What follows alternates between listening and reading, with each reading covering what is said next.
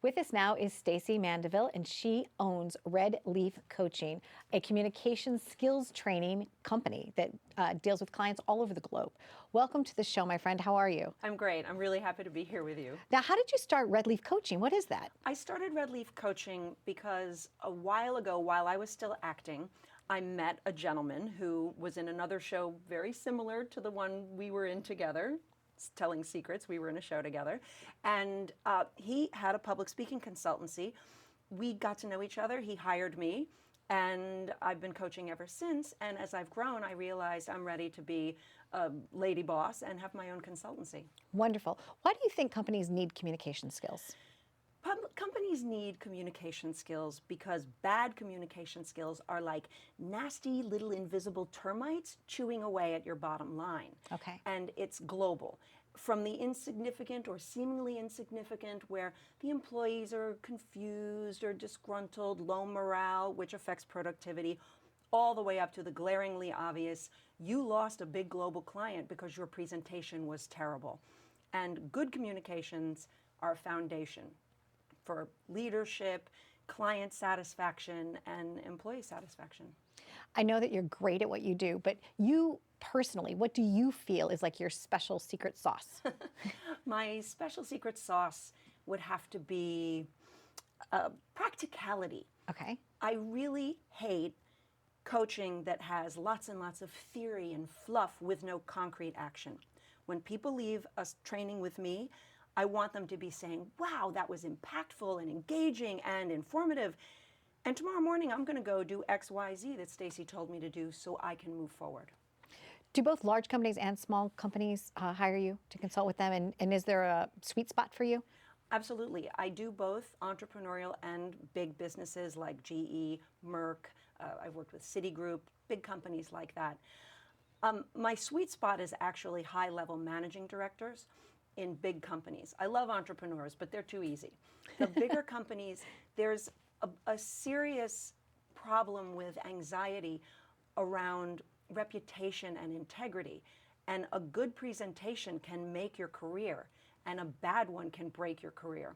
And the best way for them to overcome this anxiety is to give them the tools they need so they know they're going to nail it every time. That way they can continue to move up the ladder and get the promotions they deserve. They might be good at something, but they might not be good at communicating. Exactly. And so you're in there kind of like, like you said, you help deliver that secret sauce to them so that they can be good at that. Yes. I know that you work all over the world, and I love to travel as well. So I said to you, what's the best thing? And do you have to adjust, your delivery based upon culture? And I said, but the food must be incredible. So what is it like when you're traveling all over the world and teaching communication skills? Delicious. Okay. First of all, yes, all of Yummy, that. yummy, yummy. Yummy, yummy, yummy. I always take advantage of the local cuisine if I can. Okay. But the biggest difference is actually in my own attitude. Human beings tend to communicate the same everywhere in the world, believe it or not, for business.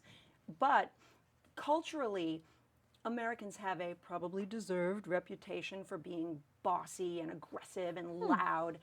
And I do my best to research a culture, both their business culture and personal culture, so I can go in with an attitude of respect and acknowledgement and meet them at where they are and make sure that they know that I'm not here to tell them what to do the American way, but to guide them through their own communication process in the context of their culture.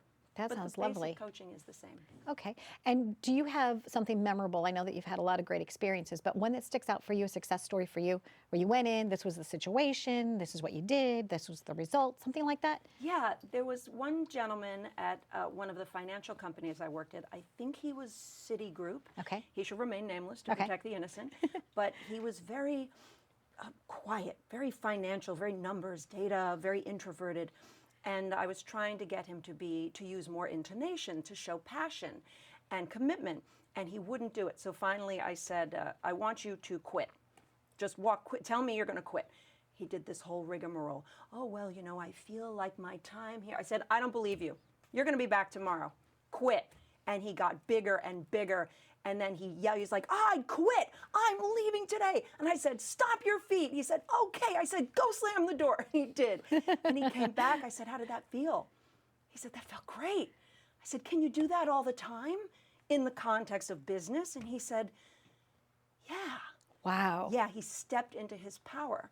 Because in the real world, when you feel passionate, you feel passionate. Yes. No matter if you're introverted or extroverted. Do you feel that having a theater background helps you in what it is that you do today? My theater background is absolutely instrumental to what I do today, and I wouldn't be able to do it without it. But when I come and coach, I'm not using any theater in the boardroom. Okay. So it's all executive, business talk, business language.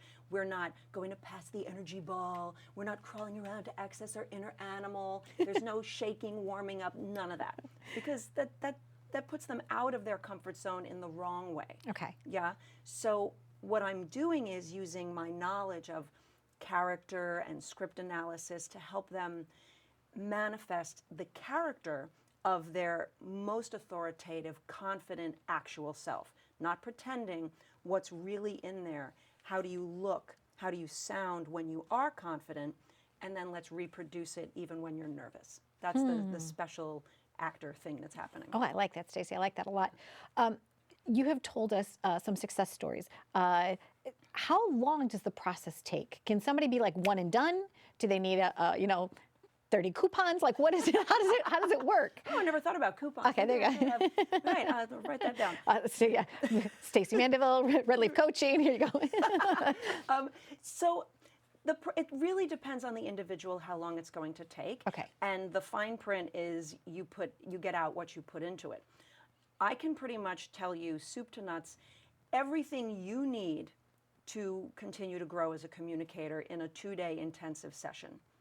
Now, as you know, as an actress, everything must be practiced, period. There's no option. You're not going to hear it and just do it. So what I try to do is make the practicing as simple and concise and concrete as possible, so they're not saying, oh God, I have to practice 20 hours, and then they won't do it. It's the same thing with structuring content, making sure that it's simple, accessible, so they do it. And the more they do it, the better it is. So it can take anywhere from the 2-day thing and then you go practice to the people who need to have their hand held, and then I come in monthly, quarterly, whatever it is they need. Do you personally take pride when you know that somebody got to that next level? When somebody got a promotion, do you be like, yeah, woohoo? When I hear that people I get emails, I'm still using your techniques, or I got a promotion, or they see me now as next level, I do my happy coach dance. I get so excited. I get excited in the room too. Show me that happy coach dance. I like that. That's pretty good. It's funny because we do things similar, because I'm a cheerleader for brands, people, and causes. And it totally turns me on and lights me up when I see something good that's happened to in somebody's life after they've been on the show. Do you have a tip for our audience today? Is there like a tip that they could use for themselves? Sure. Okay. As I said, everything has to be practiced. And because of the digital era, everyone is in the phone, everyone's in their computer, teleconference, web conference. We're not interacting as much, and we're not used to it. If you want to practice in real life, so you don't have to practice at home, constantly be connecting with people. It makes the world a better place. Let's start with that. And it also helps you practice for when you're in front of a group. When you're walking down the hallway, get out of your head. Smile at that guy and say, hi, good morning. And even if he doesn't smile back, that's okay. You've put it out there. When you go and order your double, half calf, triple latte at Starbucks, greet the barista, say hi. And even if they're grumpy, it's not about you. And you'll see them go when you smile at them. So practice in real life by being a more engaging, connected human being. I love that. Okay, a smile can make all the difference, right? Pretty much, yeah. Stacee Mandeville, Red Leaf Coaching. Please stay tuned for more on Live It Up, but we hope that you got value out of this. I'm sure that you did. If you'd like to reach out to us, you can at liveituptvshow@gmail.com, and we will put you in touch with Stacee, or you can go right to her website. Thanks for watching.